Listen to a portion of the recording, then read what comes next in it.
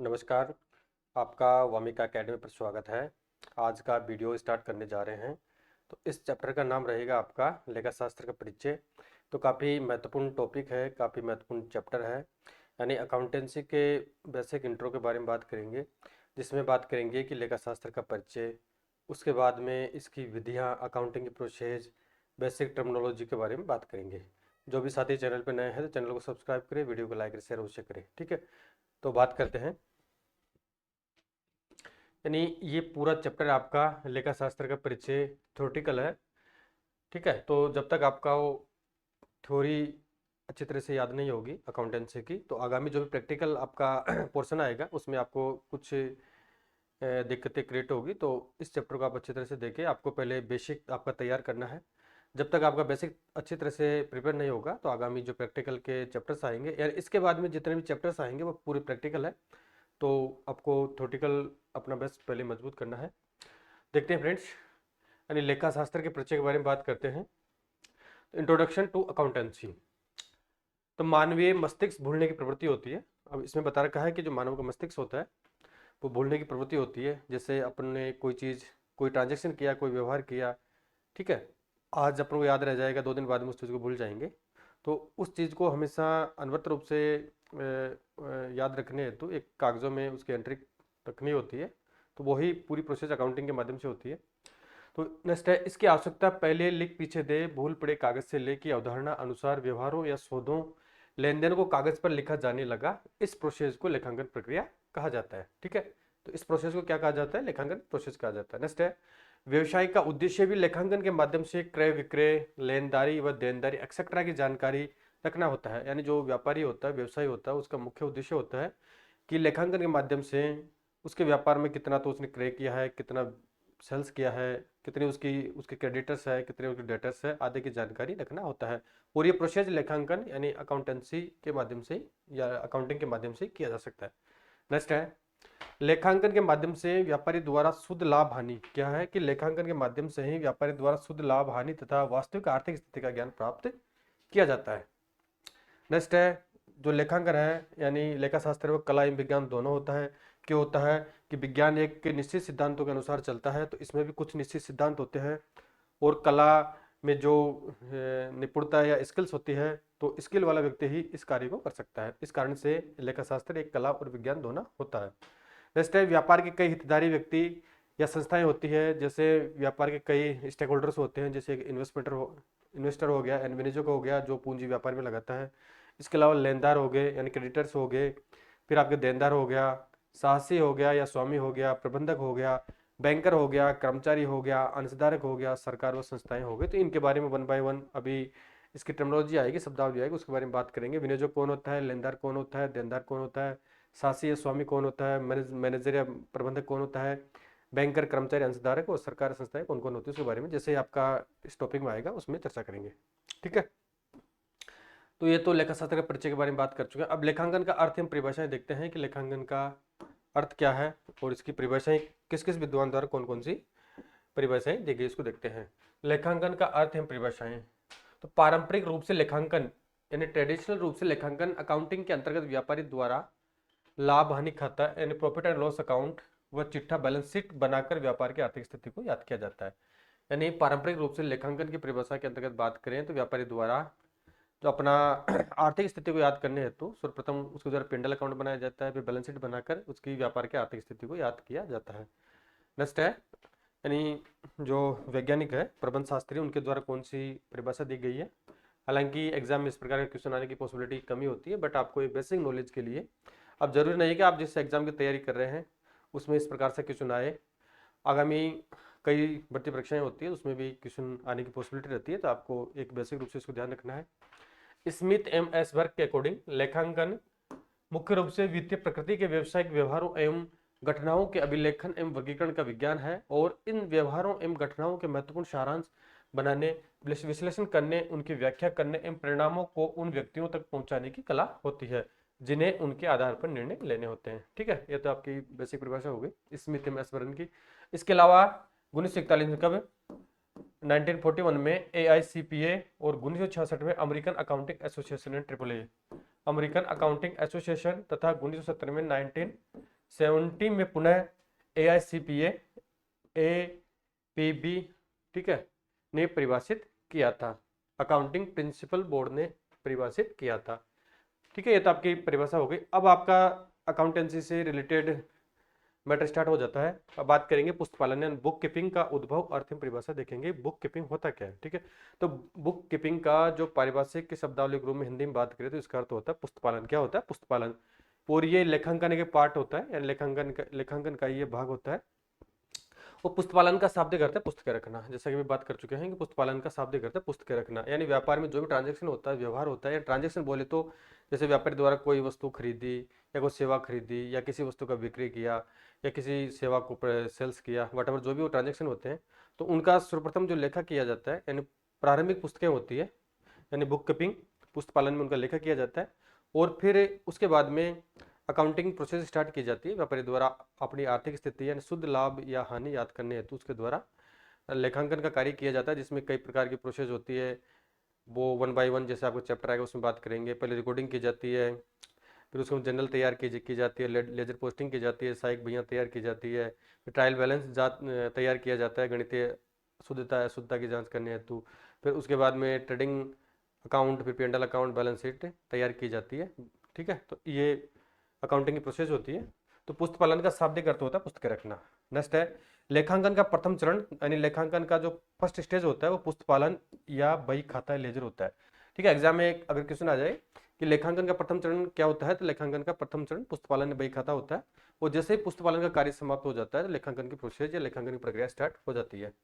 इसमें एक प्रबंध शास्त्री है, उन्होंने बता रखा है कि J.R. बोटलीबॉय के अकॉर्डिंग पुस्तकालन को व्यावसायिक व्यवहारों को उचित खातों के अंतर्गत अभिलेखन करने की कला एवं विज्ञान के रूप में होता है। ठीक है, J.R. बोटलीबॉय द्वारा इस प्रकार की परिभाषा दी गई है।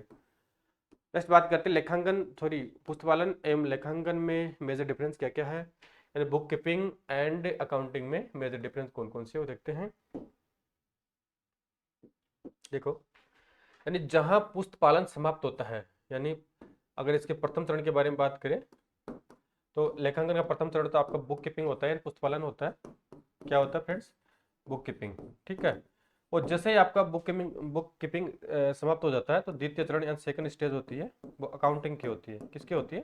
यानी लेखांकन प्रक्रिया पुस्तकालन को समाप्त होते स्टार्ट हो जाती है।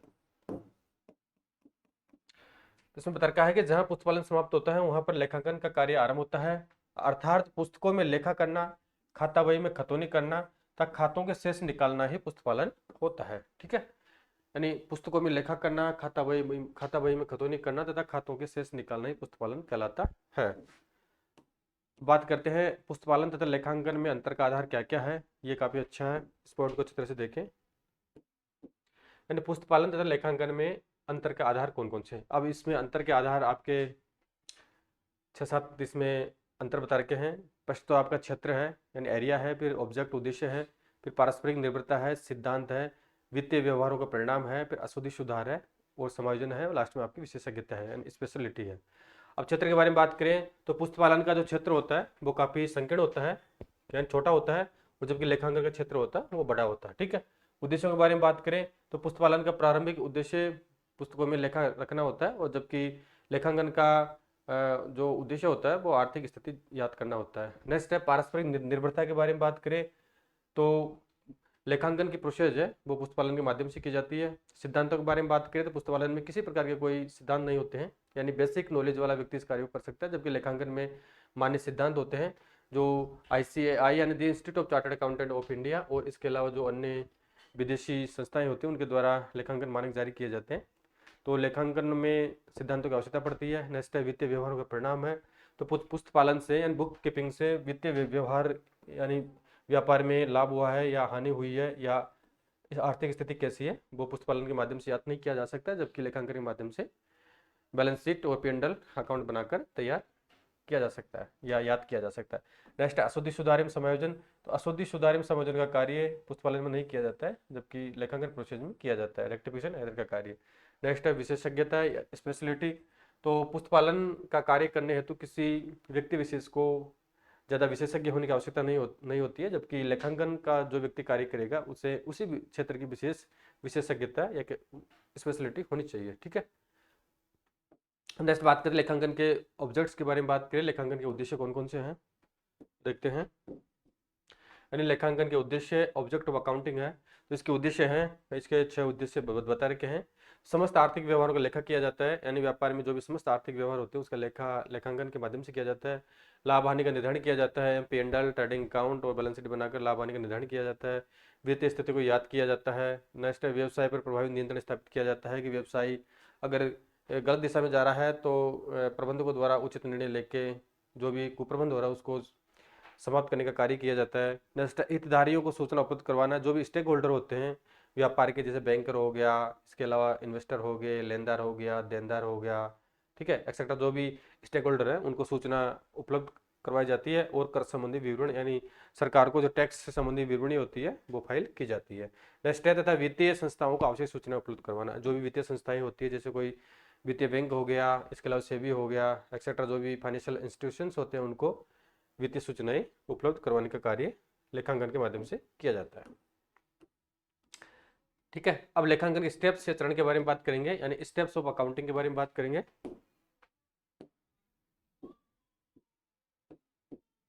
स्टेप्स ऑफ अकाउंटिंग को देखते हैं।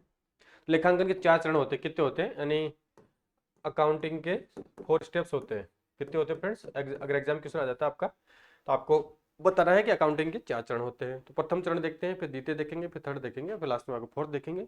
तो आपका प्रथम चरण बता रखा है, फर्स्ट स्टेज बता रखा है, तो प्रथम चरण को कारिंदा लेखांकन कहा जाता है। अगर एग्जाम में क्वेश्चन आता है कि लेखांकन के 4 चरण जिनमें से फर्स्ट चरण है उसको किस नाम से संबोधित किया जाता है, तो उस प्रथम चरण को, फर्स्ट स्टेज को कारिंदा लेखांकन या स्टेवार्डशिप अकाउंटिंग कहा जाता है। क्या कहा जाता है, स्टेवार्डशिप अकाउंटिंग इसको कहा जाता है। नेक्स्ट आपका इसी में है दोहरा लेखा प्रणाली है, यानी प्रथम चरण में दोहरा लेखा प्रणाली है, डबल एंट्री सिस्टम है। ठीक है, क्या है, डबल एंट्री सिस्टम है। तो डबल एंट्री सिस्टम का जो विकास हुआ था वो 1494 ईस्वी में हुआ था। कब हुआ था, ये ध्यान रखना आपको कि दोहरा लेखा प्रणाली का विकास कब हुआ था, तो दोहरा लेखा प्रणाली का विकास 1494 में कब हुआ था, 1494 में हुआ था।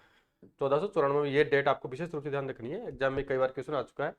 ठीक है, तो अकाउंटिंग के जितने भी एग्जाम्स होते हैं, जैसे आपका जूनियर अकाउंटेंट हो गया, जेवीएनएल का हो गया, इसके अलावा आरपीसी का है, वट जो भी भर्ती निकलती है अकाउंटेंट के रिगार्डिंग या कॉमर्स के क्षेत्र में, तो उनमें इस प्रकार के क्वेश्चन आने की पूरी पूरी पॉसिबिलिटी है। तो जेवीएनएल में भी इस प्रकार से क्वेश्चन आने की पूरी पूरी पॉसिबिलिटी बनती है।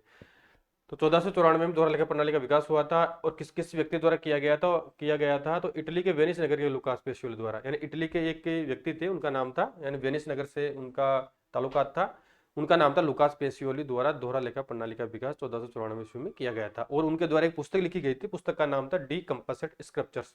अगर एग्जाम में क्वेश्चन आ जाए कि उनके द्वारा कौन सी पुस्तक लिखी गई थी 1494 में, तो डी कंपोजिट स्क्रिप्चर्स उनके द्वारा पुस्तक लिखी गई थी। नेक्स्ट है, यानी प्रथम चरण के बारे में बात करें अभी, 1795 में, कब, 1795 में एडवर्ड जॉन द्वारा बही खाता की अंग्रेजी पद्धति पुस्तक लिखी, यानी 1795 में, 1795 में, यानी 1795 ईस्वी में एडवर्ड जॉन द्वारा बही खाता की अंग्रेजी पद्धति पुस्तक लिखी थी। ठीक है, तो ये प्रथम चरण की प्रोसेस देख चुके हैं। अब देखते हैं अकाउंटिंग का द्वितीय चरण क्या है, सेकंड स्टेज क्या है, ये स्टेप क्या है। तो प्रबंध एवं स्वामी में भेद किया गया, यानी जो सेकंड स्टेप था उसमें प्रबंध एवं स्वामी में, तो जो प्रत्येक अस्तित्व अवधारणा होती है उसके अकॉर्डिंग प्रबंध एवं स्वामी अलग अलग होता है। यानी प्रबंधक तो जो मैनेजिंग का कार्य करता है, व्यापार वो व्यक्ति होता है, जबकि स्वामी जो व्यापार में पूंजी लगाता है, पूरा नियंत्रण उसके द्वारा किया जाता है। प्रबंध एवं स्वामी में भेद किया गया था, कौन से चरण में किया गया था, द्वितीय चरण में। इस चरण में संयुक्त पूंजी वाली कंपनियां, यानी ज्वाइंट कैपिटल वाली कंपनियों का स्वरूप भी प्रचलन में हुआ था, यानी संयुक्त पूंजी वाली कंपनियों का स्वरूप इस द्वितीय चरण में प्रचलित हुआ था। नेक्स्ट बात करें थर्ड चरण की, थर्ड स्टेप की, तो थर्ड स्टेप में प्रबंध लेखांकन का उदय हुआ था, किसका होता है, मैनेजमेंट अकाउंटिंग का उदय हुआ था। तो 20वीं शताब्दी में ही प्रबंध का वैज्ञानिक स्वरूप प्रचलन सामने आया था। कौन सी शताब्दी में आया था, 20वीं शताब्दी में, सेंचुरी में ही प्रबंध का वैज्ञानिक स्वरूप प्रचलन सामने आया था। इसके अलावा 20वीं सदी में लेखांकन को पेशा मानने जाने लगा था। 20वीं सदी में लेखांकन को पेशा, एक तरीके से पेशेवर रूप में इसको माना जाने लगा था। यानी अभी बेसिक देख रहे हैं इसका, तो आपको बेसिक थोड़ा थ्योरेटिकल पार्ट है, तो थोड़ा आप इसको सोच रहे होंगे कि आप इंटरेस्टेड नहीं है थ्योरेटिकल पार्ट में, बट आपको जानना अच्छी तरह से, आप इसको अच्छी तरह से देखेंगे तभी आपका प्रैक्टिकल पार्ट में आपके जो कंफ्यूजन दूर होंगे। चतुर्थ चरण को देखें तो सामाजिक उत्तरदायित्व लेखांकन है, यानी सोशल रेस्पॉन्सिबिलिटी अकाउंटिंग है। ठीक है, यानी व्यवसाय का हितधारियों के प्रति सामाजिक उत्तरदायित्व होता है, यानी जो व्यवसाय होता है, जो भी उसके स्टेक होल्डर होते हैं, जैसे बैंकर हो गया और उसके बाद बीमा कंपनियां हो गई, लेनदार हो गए, देनदार हो गए, एक्सेट्रा, जो भी अंशधारक हो गए, बाहरी व्यक्ति हो गए, तो हितधारकों के प्रति सामाजिक उत्तरदायित्व होता है। यानी समाज में जो रूल्स रेगुलेशन है उसके अकॉर्डिंग व्यापार की प्रथा को सही तरीके से चलाना होता है। नोट है, आधुनिक परिप्रेक्ष्य में लेखांकन के निम्न तथ्यों को भी लेखांकन की आवश्यकता के रूप में जाना जाता है। अब आधुनिक परिप्रेक्ष्य में लेखांकन के निम्न तथ्यों में बात करें कौन कौन से हैं। एक तो आपका मूल्यवर्धन लेखांकन है, यानी वैल्यू एडेड अकाउंटिंग सिस्टम है, और इसका विकास ICAI institute of chartered accountant of India द्वारा किया गया है। इसके अलावा दूसरा है मानव संसाधन लेखांकन है, ह्यूमन रिसोर्सेज अकाउंटिंग है, यानी इसको शॉर्ट में एचआरए कहा जाता है। ठीक है, यानी लेखांकन के पार्ट है ये। और लास्ट है उत्पादकता लेखांकन, प्रोडक्टिविटी अकाउंटिंग। कौन सी है? प्रोडक्टिविटी अकाउंटिंग भी लेखा जो आपका चतुर्थ चरण है उसके अंतर्गत आता है, यानी आधुनिक परिप्रेक्ष्य में इनको भी तवज्जो दिया गया है। ठीक है, अब नेक्स्ट बात करते हैं लेखांकन के उपक्षेत्र कौन कौन से सब फील्ड्स ऑफ अकाउंटिंग है। लेखांकन के उपक्षेत्रों के बारे में बात करें तो लेखांकन के उपक्षेत्र आपके एक तो पुस्तपालन हो गया। ठीक है, पुस्तपालन के बारे में जैसे बता चुके हैं पुस्तपालन क्या होता है। फिर आपका वित्तीय लेखांकन है, यानी फाइनेंशियल अकाउंटिंग किस प्रकार से की जाती है वो है। फिर आप प्रबंध लेखांकन, मैनेजमेंट अकाउंटिंग किस प्रकार से की जाती है वो है। और फिर आपको लास्ट है सामाजिक उत्तरदायित्व लेखांकन। ठीक है, एंड जैसे आपका चैप्टर आएंगे उसमें इनकी बात करते रहेंगे। यानी वित्तीय लेखांकन में आपके trading, P&L, balance sheet etcetera तैयार किए जाते हैं। मैनेजमेंट अकाउंटिंग अलग होती है। सामाजिक उत्तरदायित्व लेखांकन में जो गवर्नमेंट के रूल्स रेगुलेशन होते हैं उसके प्रति जो समाज में प्रचलित नियमों के अनुसार व्यापार करना। नेक्स्ट है लेखांकन की प्रक्रिया है, लेखांकन की प्रोसेस के बारे में बात करते हैं। अब थोड़ा सा प्रैक्टिकल के रूप में आएगा ये, हालांकि प्रैक्टिकल नहीं है बट यहाँ से प्रैक्टिकल प्रोसेस स्टार्ट हो जाएगी आपकी। आपको ये अच्छी तरह से देखना है इनको। तो फर्स्ट प्रोसेस ऑफ अकाउंटिंग है, लेखांकन किस प्रकार से किया जाता है। तो पहली स्टेप होती है व्यवहार की पहचान की जाती है, आइडेंटिफाइंग किया जाता है। फिर व्यवहार की पहचान होने के बाद में नेक्स्ट प्रोसेस होती है अभिलेखन, यानी जो भी व्यवहार हुआ है उसकी रिकॉर्डिंग, यानी उसका अभिलेखन करने का कार्य, एंट्री करने का कार्य किया जाता है, यानी उसको पुस्तकों में लिखा जाता है। फिर लिखने के बाद में वर्गीकरण किया जाता है, क्लासिफाइंग किया जाता है। व्यापार द्वारा देखा जाता है कि देनदार कितने हैं, लेनदार कितने हैं, व्यापार में संपत्ति कितनी है, लाइबिलिटीज कितनी है, वो देखी जाती है। फिर उनका सारांश विश्लेषण तैयार किया जाता है। यानी सारांश विश्लेषण के बारे में बात करें तो आपका ट्रेडिंग अकाउंट है, ट्रायल बैलेंस है, P&L है, बैलेंस शीट तैयार की जाती है कि व्यापारी एक निश्चित तिथि को व्यापार की संपत्तियां कितनी है, दायित्व कितने हैं और व्यापार को कितना लाभ या हानि हुआ है, वो सारांश विश्लेषण के माध्यम से किया जाता है, समराइजिंग एंड एनालिसिस के माध्यम से किया जाता है। फिर निर्वचन है, इंटरप्रेटिंग है, निर्वचन किया जाता है कि पिछले वर्षों से तुलना की जाती है कि व्यापार वृद्धि कर रहा है, कमी कर रहा है, वट जो भी है वो निर्वचन का कार्य किया जाता है। और फिर लास्ट में संप्रेषण, कम्युनिकेटिंग का कार्य किया जाता है। जो भी स्टेक होल्डर व्यक्ति होते हैं, जो भी हितधारक व्यक्ति होते हैं, उनको संप्रेषण किया जाता है कि व्यापार में जो भी स्थिति है, जो भी कितने देनदार है, लेनदार है, असेट्स कितनी है, लाइबिलिटीज कितनी है, कोई इंटरनल प्रोसेस क्या चल रही है, वो सभी सूचनाएं व्यापार के स्टेक होल्डरों को प्रदान की जाती है संप्रेषण के माध्यम से। ठीक है, नेक्स्ट बात के लेखांकन के कौन कौन से कार्य हैं वो देखते हैं। फंक्शंस ऑफ अकाउंटिंग क्या है। फंक्शंस ऑफ अकाउंटिंग के बारे में बात करें तो लेखांकन के फंक्शंस ऑफ अकाउंटिंग में रचनात्मक कार्य होता है, यानी कंस्ट्रक्टिव फंक्शन होता है। इसके बाद में सलाहात्मक कार्य होता है, यानी रिकॉर्डेबल फंक्शन होता है। और व्याख्यात्मक कार्य होता है, यानी इंटरप्रेटिव फंक्शन होता है। और लास्ट में होता है इसका परीक्षात्मक कार्य, यानी ऑडिटेटिव फंक्शन होता है। तो अब इनको वन बाय देखते हैं। तो फर्स्ट हो गया आपका रचनात्मक कार्य। रचनात्मक कार्य में देखें तो कंस्ट्रक्टिव फंक्शंस है, तो विभिन्न प्रकार के प्रमाप है, पुस्तकें हैं, छल कपट को पकड़ना रचनात्मक कार्यों के अंतर्गत किया जाता है। फिर संलेखात्मक कार्य है तो रिकॉर्डेबल फंक्शन है, यानी जो रिकॉर्ड किया जाता है वो किस प्रकार से किया जाता है वो देखते हैं। यानी प्रारंभिक पुस्तकों में लेखा किया जाता है, खाताबही तैयार की जाती है, तलपट तैयार किया जाता है, फिर अंतिम खाते तैयार किए जाते हैं। ठीक है, ये तो हो गया आपका संलेखात्मक रिकॉर्डेबल फंक्शन। फिर है व्याख्यात्मक कार्य के बारे में बात करें, इंटरप्रेटिव फंक्शंस के बारे में बात करें।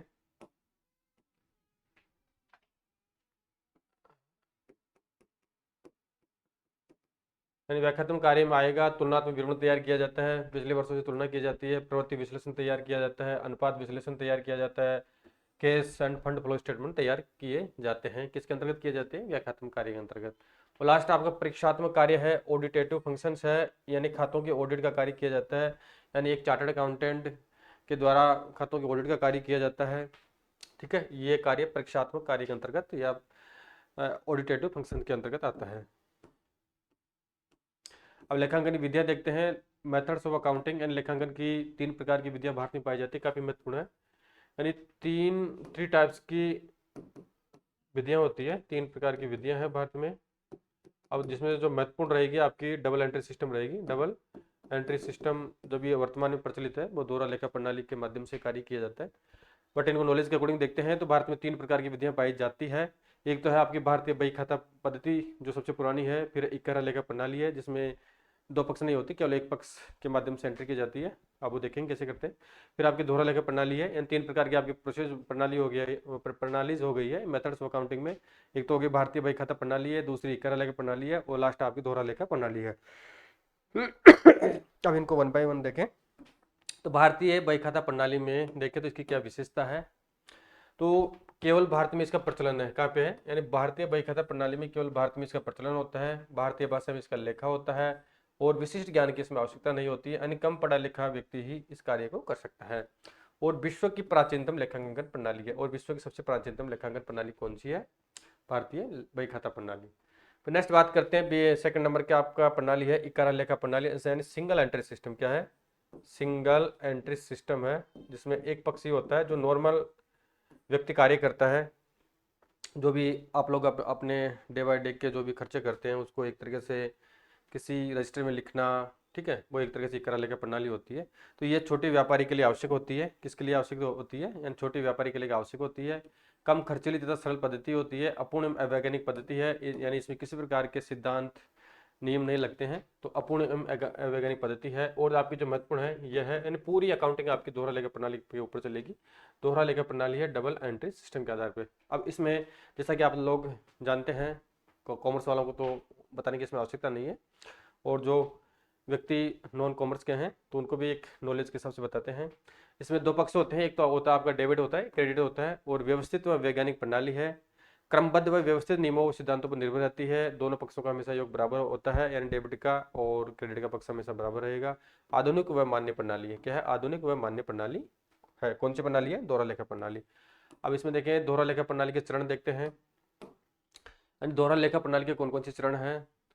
तो इसमें फर्स्ट इसका स्टेप आ जाएगा आरंभिक लेखा एंड ओरिजिनल एंट्री करेंगे। क्या करेंगे, ओरिजिनल एंट्री।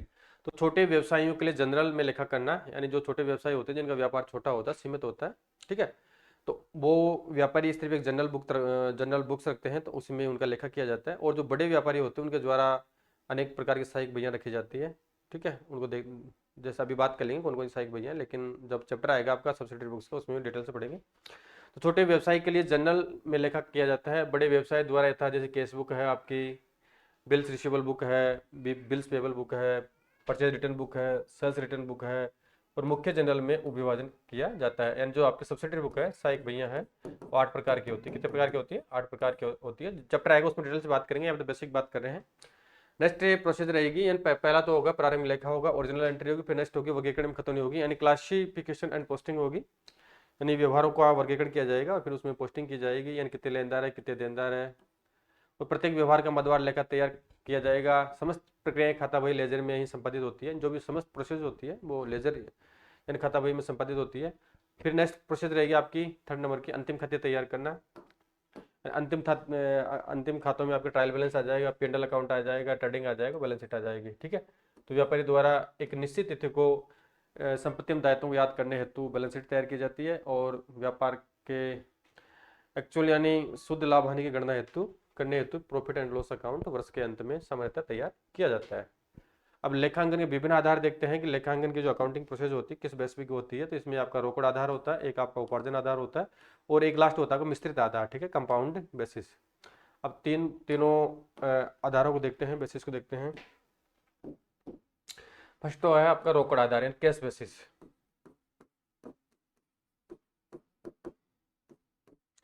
तो इसके अंतर्गत लेखा तभी होता है जब नगद भुगतान या प्राप्ति हो। अब इसमें रोकड़ आधार पर अगर अकाउंटिंग की जाएगी तो कैसे की जाएगी, फिर इसके अंतर्गत लेखा तभी होता है जब नगद भुगतान या प्राप्ति हो, या नगद भुगतान या प्राप्ति होने पर ही रोकड़ आधार पर लेखा किया जाता है।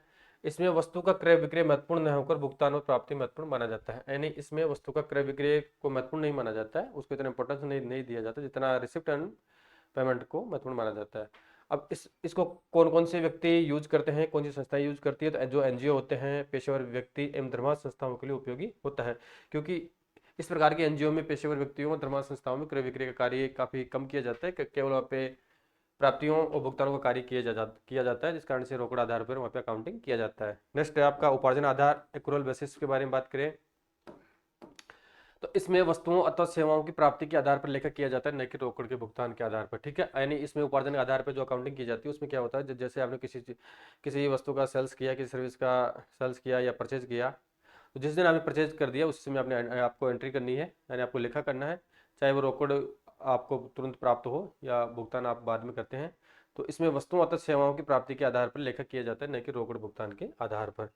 नेक्स्ट है, जिस दिन आय प्राप्ति का अधिकार प्राप्त होता है, यानी जिस दिन आय प्राप्ति का अधिकार प्राप्त होता है, चाहे वो नगद में हो या बाद में प्राप्त हो, उसी दिन लेखा कर दिया जाता है। चालू वर्ष की मध्य का ही लेखा होता है। ठीक है, यानी चालू वर्ष की मध्य का ही लेखा किया जाएगा, ये आपको विशेष रूप से ध्यान रखना है।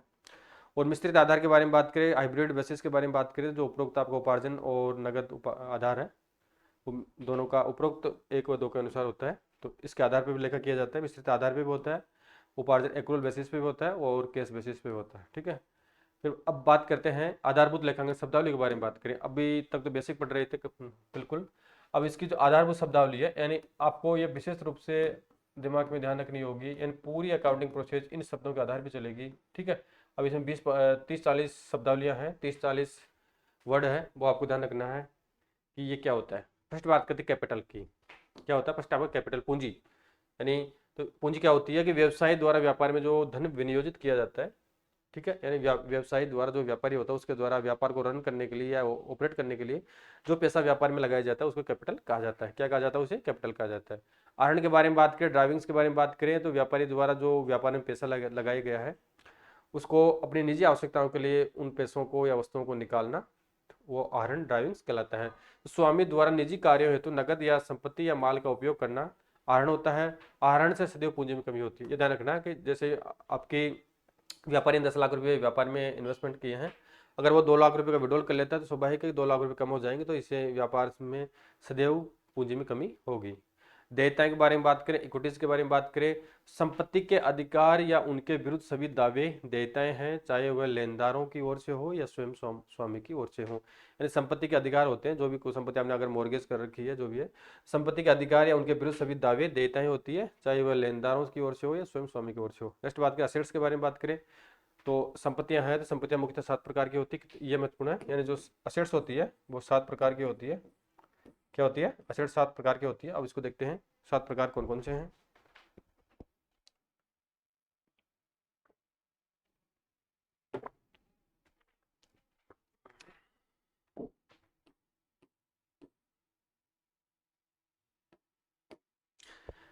फर्स्ट है आपके असेट्स आ जाएंगे फ्रेंड्स, टेंजिबल यानी दृश्य संपत्ति, जिसको आंखों से देख सकते हैं, जैसे आपका भवन हो गया, मशीन हो गया, फर्नीचर हो गया, कंप्यूटर हो गया, एक्सेट्रा, दृश्य संपत्तियां होती है। अदृश्य संपत्तियों के बारे में बात करें, इंटेंजिबल असेट्स के बारे में बात करें, तो जैसे ख्याति का अधिकार, व्यापारिक चिन्ह है, एकस्व है, कॉपीराइट है, वो अदृश्य संपत्ति होती है, इसको देख नहीं सकते। फिर फ्लोटिंग असेट्स के बारे में बात करें, चल संपत्ति के बारे में बात करें, तो चल संपत्ति उस संपत्ति को कहते हैं जिनको सामान्यतः 1 वर्ष में नकद में परिवर्तित किया जा सके, तो वो एक तरीके से चल संपत्तियां होती है। अब चल संपत्तियों के बारे में बात करें तो कौन कौन सी होती है, कि आपका कैश हो गया, बिल रिसीवेबल हो गया, डेटर्स हो गया, एक तरीके से चल संपत्ति होती है। फिर अचल संपत्ति फिक्स असेट्स के बारे में बात करें तो इनका कार्यकाल होता है, यानी इनकी समयावधि होती है 1 वर्ष से अधिक होती है। जैसे आपका भवन हो गया, मशीन हो गया, फर्नीचर हो गया, ठीक है, इन्हें सामान्यतः बेचा नहीं जाता है। ठीक है, ये स्थायी संपत्ति होती है, व्यापार के लिए भवन, फर्नीचर, मशीन, इन्हें सामान्यतः बेचा नहीं जाता है, और इनकी इनकी जो अवधि होती है 1 वर्ष से अधिक की होती है। ठीक है, जब तक व्यापार रनिंग में रहेगा तब तक ये व्यापार में विद्यमान रहेंगे। और नेक्स्ट बात करिए आपके लिक्विड असेट्स देखें, तरल संपत्तियां देखें, तो जिन्हें शीघ्र रोकड़ में बदला जा सकता हो वो तरल संपत्ति कहलाती है। कौन सी संपत्ति कहलाती है, यानी ऐसी संपत्तियां जिनको तुरंत रोकड़ में बदला जा सकता है, वो लिक्विड एसेट्स होती है। जो आप कौन कौन सी होती है, एक तो आपका कैश हो गया, बैंक शेष हो गया, डेटर्स होंगे, बिल्स रिसीवेबल हो गया, स्टॉक हो गया, वह पूर्वदत्त व्यय को, ये महत्वपूर्ण है, पूर्वदत्त व्यय को घटाने के बाद तरल संपत्तियां होती है, यानी जो प्रीपेड एक्सपेंसेस होते हैं उनको माइनस करने के बाद में तरल संपत्तियां होती है। फिर आपकी सह संपत्तियां इन्वेस्टिंग असेट्स है। सह संपत्तियों के बारे में बात करें तो इनका जीवन काल एक अनिश्चित जीवन काल होता है, कभी कभी इनका अंत आएगा। जैसे खनिज है, पत्थर की खानें हैं, तेल के कुएं हैं, एक्सेट्रा, ये एक तरह से सही संपत्तियां होती है, यानी इनका जीवन काल निर्धारित नहीं है। फिर आपका काल्पनिक या अवास्तविक संपत्तियां हैं, फिक्टियस असेट्स है। तो वास्तव में न तो ये संपत्तियां होती है और न ही इनका कोई उपयोग होता है तथा न ही इनसे कोई वसूली हो पाती है। ठीक है, तो इस प्रकार की संपत्तियों को काल्पनिक असेट्स या अवास्तविक संपत्तियां कहते हैं। नेक्स्ट है, तो इनका जो शेष होता है वो डेबिट शेष, इनका जो काल्पनिक संपत्तियां होती है उनका डेबिट शेष होता है और इन्हें चिट्ठे के संपत्ति पक्ष की ओर दर्शाया जाता है, यानी काल्पनिक संपत्तियों को चिट्ठे के संपत्ति पक्ष की ओर दर्शाया जाता है। इसमें चालू वर्ष में किए गए जैसे भारी व्यय है, यानी चालू वर्ष में जो भी भारी व्यय किए जाते हैं जिनका लाभ व्यवसाय को आगामी वर्षों में प्राप्त होता है, ठीक है, इस प्रकार से भारी व्यय करना एक बार करना होता है, जिसका जो प्रॉफिट है व्यापार को आगामी भविष्य में प्राप्त होता रहेगा, जैसे आपका विज्ञापन के खर्चे होंगे एक्सेट्रा है वो है। और इसके अलावा आपका प्रारंभिक व्यय है, अंशों ऋण पत्रों के निर्गमन पर बट्टा है, अभिगोपन कमीशन एक्सेट्रा। फिर आपका नेक्स्ट टर्मोलॉजी चार टर्मोलॉजी कंप्लीट हो चुकी है। पांचवी आपके लाइबिलिटीज के बारे में देखें तो लाइबिलिटीज में आपका यानी ये सब क्लियर आपका जब बैलेंस शीट पढ़ेंगे प्रैक्टिकल पढ़ेंगे उसमें पता चलेगा, इसको अभी बेसिक देख रहे हैं। तो लाइबिलिटीज है आपका, लाइबिलिटीज में आप क्रेडिटर्स आते हैं, लेंदर आते हैं, बिल्स पेबल आता है, लोन आता है, बैंक ओवरड्राफ्ट आता है, यानी बैंक अधिविकृत आपने लिया है तो वो आएगा, आउट स्टैंडिंग एक्सपेंसेज यानी बकाया खर्चे वो आएंगे। इसके अलावा आपकी कैपिटल है वो एक तरीके से व्यापार के लिए दायित्व होता है, ठीक है, यानी सेपरेट एंटिटी सिस्टम के अकॉर्डिंग जो कैपिटल होती है व्यापार और व्यापारी का अस्तित्व पृथक पृथक होता है, तो व्यापार के लिए कैपिटल होती है, एक तरह से लायबिलिटीज होती है। तो दायित्व के बारे में बात करें, संपत्तियों के बारे में बात कर चुके हैं। असेट्स आपकी 7 प्रकार थी, 7 प्रकार की होती है, वो लायबिलिटीज भी आपकी 4 प्रकार के होते हैं। अब इसको देखते हैं वन बाय वन कौन कौन से होते हैं। एक आपकी एक्सटर्नल लायबिलिटीज होती है, एक इंटरनल लायबिलिटीज होती है, एक शॉर्ट टर्म लायबिलिटीज होती है और एक होती है आपकी लॉन्ग टर्म लायबिलिटीज होती है, ठीक है। अब एक्सटर्नल को देखें तो जो बाह्य पक्षकारों को चुकाना हो, यानी इससे ऐसा याद दायित्व जो बाह्य पक्षकारों को चुकाना हो वो एक तरीके से बाह्य लायबिलिटीज कहलाती है। जैसे माल के उधार क्रय से संबंधित लेनदार है, जैसे माल के उधार क्रय से संबंधित लेनदार हो गया, ऋण व अदत्त व्यय के लिए लेनदार इसमें शामिल होते हैं, ठीक है, बाह्य दायित्व में। और आंतरिक दायित्व के बारे में बात करें तो स्वामी द्वारा जो विनियोग किया गया है वो आंतरिक दायित्व है। चालू वर्ष के लाभ है, तो चालू वर्ष के लाभ है वो एक तरह से आंतरिक व्यापार के लिए आंतरिक दायित्व होता है। विभिन्न कोष अवितरित लाभ एक्सेट्रा आंतरिक दायित्व होते हैं। नेक्स्ट है अल्पकालीन शॉर्ट टर्म्स लायबिलिटीज है, तो अल्पकालीन दायित्वों के बारे में बात करें तो इनकी समयावधि होती है 1 वर्ष तक होती है, यानी एक वर्ष के जो लायबिलिटीज होती है यानी 1 वर्ष के मध्य मध्य इनको पे करना जरूरी है, वो अल्पकालीन दायित्व होते हैं। जैसे आपको क्रेडिटर्स हो गया, लेनदार हो गया, बिल्स पेबल हो गया, बैंक ओवरड्राफ्ट हो गया, यानी बैंक अधिविकृत हो गया, इनका भुगतान 1 वर्ष के मध्य मध्य किया जाता है। अब दीर्घकालीन लॉन्ग टर्म लायबिलिटीज के बारे में बात करें तो इनका जो समयावधि होती है, कालावधि होती है, वो 1 वर्ष से अधिक होती है। अब बैंक लोन हो गया, इसमें आपको बैंक लोन आ जाएगा, डिवेंचर आ जाएंगे, ठीक है।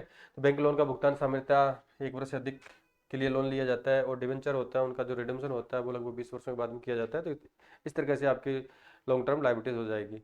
अब नेक्स्ट आपकी टर्मोलॉजी है बैलेंस शीट, देखते हैं बैलेंस शीट क्या होता है कि आर्थिक स्थिति को निश्चित समय पर याद करने हेतु संपत्तियों एवं दायित्वों का योग होता है, यानी व्यापार को एक निश्चित समय पर, अब जरूरी नहीं कि बैलेंस शीट सामान्यतः वर्ष के अंत में बनाई जाती है, लेकिन अगर व्यापारी चाहे तो वर्ष के मध्य में भी इसको तैयार कर सकता है। तो बैलेंस शीट के माध्यम से व्यापारी को पता लगता है कि अमुक व्यापार में निश्चित तिथि को, जैसे आप 1 जुलाई 2026 को प्रिपेयर कर रहे हैं तो 1 जुलाई 2026 को आपको पता लग जाएगा कि इस व्यापार की लायबिलिटीज कितनी है और इस व्यापार में असेट्स कितनी है, ठीक है। तो एक निश्चित तिथि को व्यापार की आर्थिक स्थिति याद करनी है तो बैलेंस शीट तैयार की जाती है। नेक्स्ट आपकी टर्मोलॉजी शब्द है लागत मूल्य, कॉस्ट प्राइस किसे कहते हैं। तो माल अथवा सेवाओं को प्राप्त करने का मूल्य, यानी माल अथवा सेवाओं को प्राप्त करने का मूल्य। अब इसमें क्या क्या इंक्लूड होंगे, तो इसमें संपत्ति को लाने पर भाड़ा व स्थापना पर खर्च भी शामिल होता है। यानी जैसे अपन कोई परचेज करते हैं, जैसे आप कोई भी चीज़ परचेज करेंगे, अब आपने उसका 500 रुपये का पेमेंट पे कर दिया है, और उसको अगर आप घर पे लेके आते हैं कोई भाड़ा लगता है एक्सेट्रा जो भी खर्चा होता है, या उसको इंस्टॉलेशन करते हैं तो वो खर्चा उसमें ऐड किया जाता है। तो संपत्ति की लागत जैसे मान के चलो 500 में परचेज किया, 100 रुपये अदर एक्सपेंसेज हो गए उसको लाने में, तो 600 रुपया इसका लागत मूल्य कॉस्ट प्राइस हो जाएगा। नेक्स्ट बात करें पुस्तक मूल्य की, बुक वैल्यू की। तो बुक वैल्यू को देखें तो जिस मूल्य पर संपत्ति को लेखा पुस्तकों में दर्शाया जाता है उसको बुक वैल्यू कहा जाता है। जैसे आपको कोई संपत्ति आपने 5,000 रुपये में उसको एंट्री कर दी पुस्तकों में, तो एक तरीके से पुस्तकों में बुक वैल्यू 5,000 की हो जाएगी। अब यह लागत मूल्य, अपलिखित मूल्य अथवा पुनर्स्थापन मूल्य हो सकता है, ठीक है। अब ये जरूरी नहीं कि आपका जो पुस्तक मूल्य है वो लागत मूल्य भी हो सकता है, या राइट ऑफ मूल्य भी हो सकता है डेप्रिसिएशन घटाने के बाद में, या इसके अलावा पुनर्स्थापना यानी जो रिस्टोरेशन का कार्य होता है वो मूल्य भी हो सकता है। फिर आपका रिलाइजेबल वैल्यू है, वसूली मूल्य है। तो वसूली मूल्य किसे कहते हैं, तो संपत्ति को बाजार में बेचने से प्राप्त राशि वसूली मूल्य कहलाता है, यानी जो भी संपत्ति है अगर आप उसको बाजार में सेल्स करते हैं, जो मूल्य आपको प्राप्त होता है वो वसूली मूल्य होता है। अब इसमें कोई जरूरी नहीं होता है कि ये पुस्तक मूल्य से कम भी हो सकता है और ज़्यादा भी हो सकता है। जैसे मान के चलो आपने किसी संपत्ति की एंट्री 50,000 से पुस्तक किताबों में कर रखी है, पुस्तकों में कर रखी है, अगर आप उस वस्तु को बाजार में बेचते हैं, हो सकता है वो वस्तु आपकी 40,000 में सेल्स हो सकती है, हो सकता है 60,000 में सेल्स हो सकती है। ठीक है, तो पुस्तक मूल्य से अधिक या ज़्यादा कम या ज़्यादा वसूली मूल्य हो सकता है, विशेष रूप से आपको ध्यान रखना है। नेक्स्ट आपकी टर्मिनोलॉजी कार्यशील पूंजी है, वर्किंग कैपिटल है, काफी महत्वपूर्ण है। वर्किंग कैपिटल यानी वर्किंग कैपिटल का मतलब होता है कि व्यापार के दिन प्रतिदिन के खर्चों के संचालन के लिए जो पूंजी होती है वो कार्यशील पूंजी कहलाती है। यानी व्यापार की दैनिक क्रियाओं के संपादन हेतु तरल संपत्ति होती है। अब इसका जो फॉर्मूला होता है, यानी वर्किंग कैपिटल का फॉर्मूला अगर एग्जाम में आ जाए तो आपको बताना है। वर्किंग कैपिटल का फॉर्मूला होता है यानी current assets minus current liabilities, यानी चालू संपत्ति माइनस चालू दायित्व है, चालू संपत्ति में से चालू दायित्व माइनस कर देंगे तो आपकी वर्किंग कैपिटल आपको प्राप्त हो जाएगी। नेक्स्ट आपका डेटर्स है, देनदार है। देनदार कौन होते हैं? वे व्यक्ति या संस्थाएं जिन पर व्यवसाय की राशि बकाया है, ये व्यापारिक देनदार व अन्य देनदार हो सकते हैं। ठीक है, अब देनदार क्या होता है? देनदार एक तरह से व्यापार के लिए संपत्ति होती है और इनका जो शेष होता है वो डेबिट होता है। जैसे आपने किसी व्यक्ति को उधार माल बेच दिया है, अब अमुक व्यक्ति आपको एक निश्चित तिथि पर आपको व्यापार को पैसा रिटर्न करेगा, तो एक तरीके से वो व्यापार की संपत्ति होती है, देनदार होते हैं। अब ये व्यापारिक देनदार भी हो सकते हैं जो वस्तुओं से संबंधित कार्य करते हैं, या अन्य देनदार भी हो सकते हैं।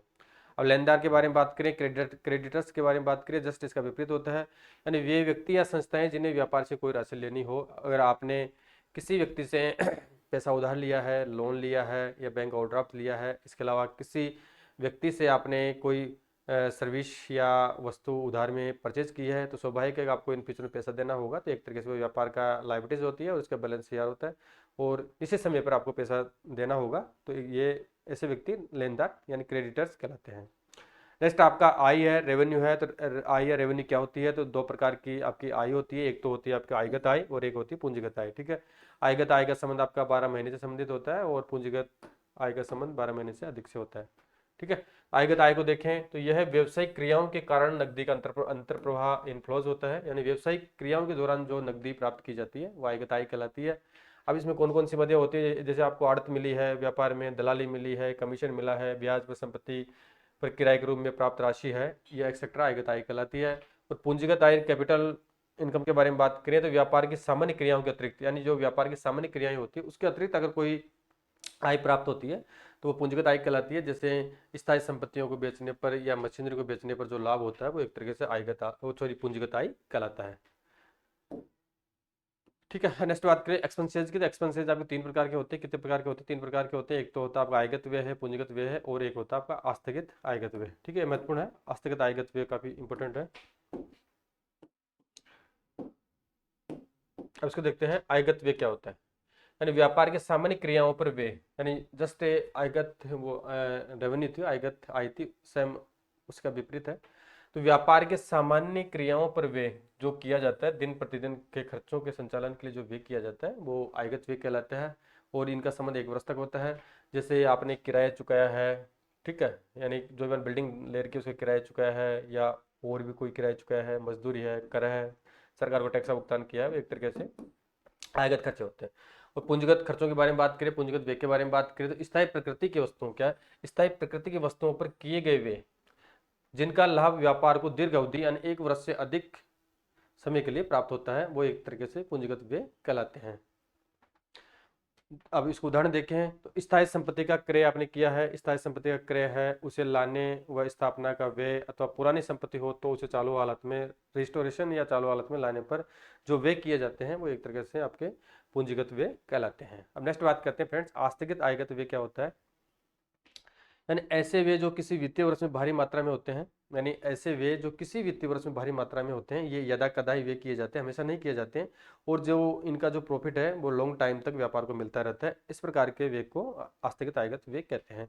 तो वर्ष में भारी मात्रा में होते हैं लेकिन उनका लाभ आगामी कई वर्षों तक प्राप्त होता हो व्यापार को, वो आस्थगित व्यय कहलाते हैं। जैसे आपका विज्ञापन व्यय हो गया, यानी व्यापारी द्वारा विज्ञापन एक बार किया जाता है भारी पूंजी के माध्यम से। जब आप विज्ञापन में पैसा खर्च कर देंगे तो इन फ्यूचर में आपके ग्राहकों की संख्या में वृद्धि होगी, आपकी सेल्स अच्छी होगी, आपको प्रॉफिट काफी अच्छी मात्रा में मिलेगा। ठीक है, तो इस प्रकार के वे आपके आस्थगित आयगत वे कहलाते हैं। नेक्स्ट बात करें परचेज। परचेज क्या होता है? यानी क्रय, यानी नाम से प्रतीत है। तो किसी भी वस्तु है, माल है अथवा सेवा को खरीदा जाता हो बेचने के उद्देश्य से, ये ध्यान रखना आपको। यानी क्रय उस व्यापारिक दृष्टिकोण से देखें तो क्रय उसी को कहा जाएगा कि व्यापारी द्वारा उस वस्तु को सिर्फ बेचने के उद्देश्य से परचेज किया जाता है, वही क्रय कहलाता है। ठीक है, जैसे उसने कोई कंप्यूटर खरीद लिया है, स्थायी संपत्ति खरीद ली है, तो वो एक तरह से क्रय या माल नहीं कहलाता है, बेचने के पर्पज से होनी चाहिए। ठीक है, अगर व्यापारी कंप्यूटर का व्यापार कर रहा है, अगर वो कंप्यूटर को क्रय कर रहा है तो एक तरीके से उसके लिए माल हो जाएगा, क्रय हो जाएगा। अगर व्यापार दूसरी वस्तुओं का व्यापार कर रहा है, ठीक है, अगर वो कंप्यूटर खरीदता है तो एक तरह से वो क्रय नहीं कहलाएगा। विक्रय के बारे में बात करें, सेल्स के बारे में बात करें, तो बेचने के उद्देश्य से क्रय किए गए माल की लागत में, यानी बेचने के उद्देश्य से तो क्रय करेगा, और बेचने के उद्देश्य से ही क्रय किए गए माल की लागत में। अब स्वाभाविक है कि 500 रुपये का उदाहरण माल खरीदा तो अगर वो 10 रुपये उसमें अपना प्रॉफिट ऐड करता है तो लागत में लाभ जोड़कर दूसरे पक्ष को ट्रांसफर करना या बेचना विक्रय कहलाता है। ठीक है, फिर परचेज रिटर्न है। तो परचेज रिटर्न क्या होगा, तो क्रय किए गए माल में से आंशिक भाग पूर्ति करता है सेलर को किन्हीं कारणों से, यानी क्रय वापसी क्यों होती है, जैसे आपने कोई व्यापारी द्वारा क्रय कर लिया है, अब उस माल में किसी प्रकार का कोई डिफेक्ट हो जाए या पूर्ति अधिक हो, घटिया किस्म का हो, आदेश अनुसार न हो, तो माल को वापस लौटा दिया जाता है, उसको क्रय वापसी कहा जाता है। फिर आपका विक्रय वापसी है, इसका जस्ट विपरीत आ जाएगा, सेल्स रिटर्न है। तो क्रेता द्वारा यानी व्यापारी द्वारा जो माल बेचा जाता है, तो जिस व्यक्ति को माल बेचा जाएगा तो वो व्यापार के लिए क्रेता होगा। तो क्रेता द्वारा किन्हीं कारणों से व्यवसायी यानी विक्रेता को माल वापस किया जाता है। अब कारण कोई भी हो सकता है, पूर्ति अधिक हो, घटिया किस्म का हो, आदेशानुसार न हो, क्वालिटी का माल नहीं नहीं हो, वाट एवर जो भी रीजन है, तो उसके अकॉर्डिंग विक्रय वापसी कर दी जाती है। फिर आपका नेक्स्ट शब्द है स्टॉक है। स्टॉक काफी महत्वपूर्ण है। स्टॉक यानी स्कंद, इसको हिंदी में स्कंद कहते हैं। तो स्टॉक आपका दो प्रकार का होता है। कितने प्रकार का होता है? दो प्रकार का होता है। एक तो होता है आपका ओपनिंग स्टॉक, मैं शॉर्ट में लिख रहा हूँ ओपनिंग स्टॉक, दूसरा होता है आपका क्लोजिंग स्टॉक। ठीक है, अब इसको देखते हैं। प्रारंभिक स्टॉक क्या होता है, ओपनिंग स्टॉक क्या होता है, कि व्यापारिक वर्ष के पहले दिन रहती है कि उपलब्ध मात्रा में उसकी लागत, यानी व्यापारिक जैसे आपका एक वित्तीय वर्ष होता है वो मोस्टली 1 अप्रैल से लेकर 31 मार्च तक होता है। अगर 1 अप्रैल को जो स्टॉक रहता है वो ओपनिंग स्टॉक रहेगा। तो व्यापारिक वर्ष के पहले दिन रहती है कि उपलब्ध मात्रा में उसकी लागत क्या है, वो प्रारंभिक स्टॉक होगा। और यदि अब इसमें कंडीशन है, अगर यदि व्यापार पूरा ना हो, तो अगर व्यापार पहले से प्रचलित है तो गत वर्ष का अंतिम रहतिया ही प्रारंभिक स्टॉक होता है। जैसे गत वर्ष का जब आपका 31 मार्च को अकाउंट्स क्लोज हो जाते हैं तो 50,000 आपका अगर क्लोजिंग स्टॉक था, तो 1 अप्रैल को आपका जो ओपनिंग स्टॉक होगा 50,000 ही हो जाएगा। ठीक है, ये आपको विशेष ध्यान रखना है।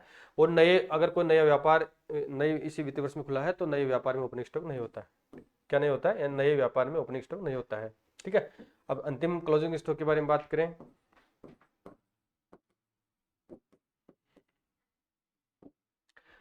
तो व्यापारिक वर्ष के अंत में बिना बिका माल अंतिम रहतिया होता है। जैसे आपका प्रारंभिक स्टॉक 50,000 का था, अब उसमें से आपका 40,000 का माल सेल्स हो गया, तो बाकी कितना रह गया आपका 10,000 का। 10,000 रुपये का माल जो आपका बिना बिका हुआ है, अनसोल्ड गुड्स है, वो आपका अंतिम रहतिया हो जाएगा। यानी व्यापारिक वर्ष के अंत में बिना बिका माल अंतिम रहतिया होता है। और जो इसका मूल्यांकन किया जाता है, ये महत्वपूर्ण है, इसमें क्वेश्चन आने की पूरी पूरी पॉसिबिलिटी है। तो इसका जो मूल्यांकन किया जाता है स्टॉक का, वो किस प्रकार से किया जाता है? यानी रूढ़िवादिता परंपरा होती है एक, भाई परंपराओं को देखेंगे या तो इस वीडियो में या नेक्स्ट वीडियो में देखेंगे।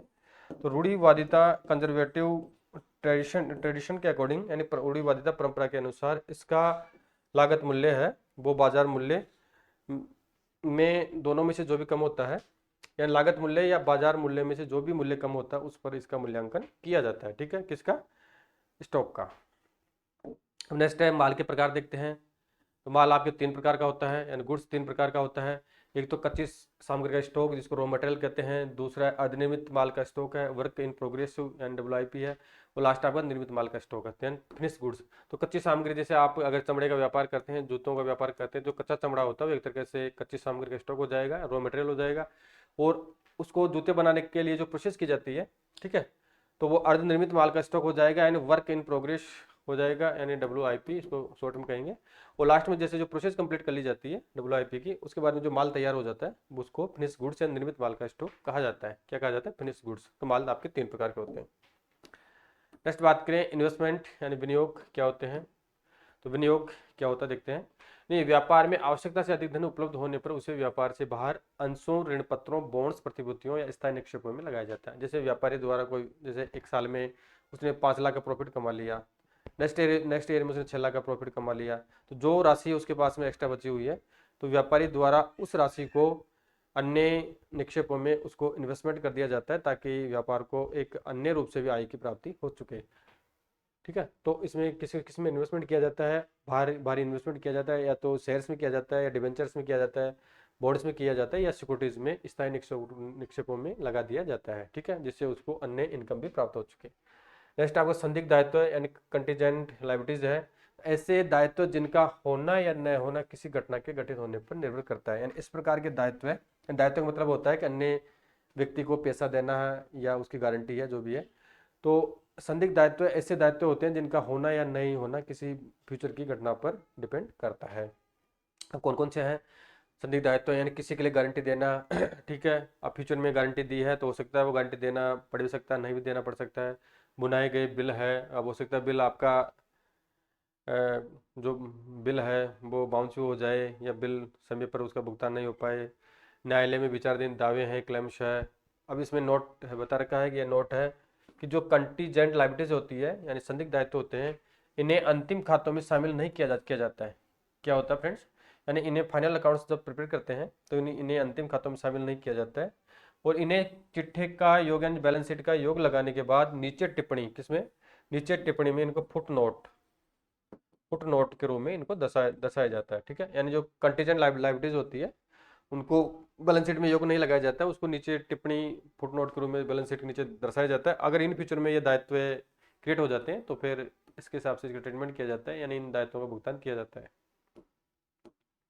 क्योंकि ये अनिश्चित होते हैं, तो इस प्रकार से इनमें बैलेंस शीट में इनको उसी वर्ष दिखाया नहीं जा सकता है। फिर आपका सकल लाभ है, ग्रोस प्रॉफिट है। अब सकल लाभ, अब इसमें जब आपका चैप्टर आएगा उसमें बात करेंगे विस्तार से, बट इसमें पहले कर लेते हैं। अरे सकल लाभ एक ट्रेडिंग अकाउंट के माध्यम से निकाला जाता है, किसके माध्यम से, व्यापार खाते के माध्यम से सकल लाभ प्राप्त होता है, सकल लाभ या हानि होता है। और पी&एल अकाउंट्स के माध्यम से आपको शुद्ध लाभ या हानि प्राप्त किया जाता है।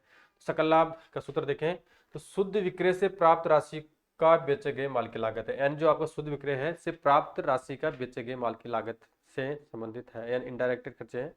अब जिसमें प्रशासनिक एवं विक्रय व्यय शामिल नहीं होते हैं, क्या होते हैं, जिसमें प्रशासनिक तथा विक्रय व्यय इसमें शामिल ना हो पर आधिक्य होता है सकल लाभ। ठीक है, अब बात करें शुद्ध लाभ का, नेट प्रॉफिट का।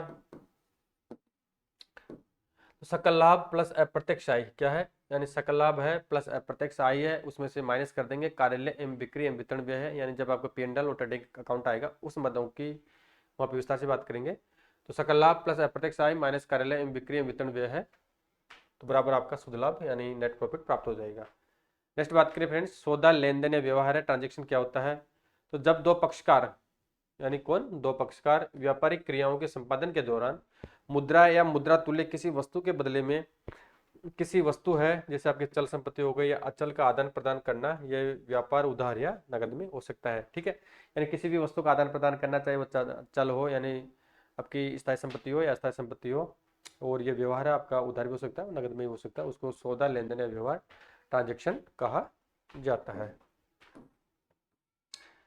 फिर आपकी घटना के बारे में बात करें, इवेंट क्या होता है।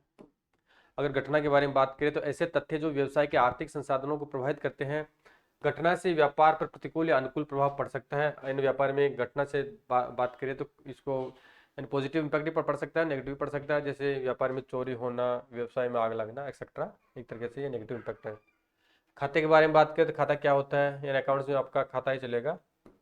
तो अकाउंट्स क्या होता है, खाता क्या होता है, जिस प्रारूप में किसी वस्तु है, व्यक्ति है या लेन देन को आय व्यय से संबंधित क्रमवार लेखा किया जाता है, यानी आय व्यय से संबंधित उनका क्रमवार लेखा किया जाता है, उसको खाता कहते हैं। खाता बही इन लेजर में रखे जाते हैं, जो खाते होते हैं अकाउंट्स होते हैं वो खाता बही लेजर में तैयार किए जाते हैं या रखे जाते हैं।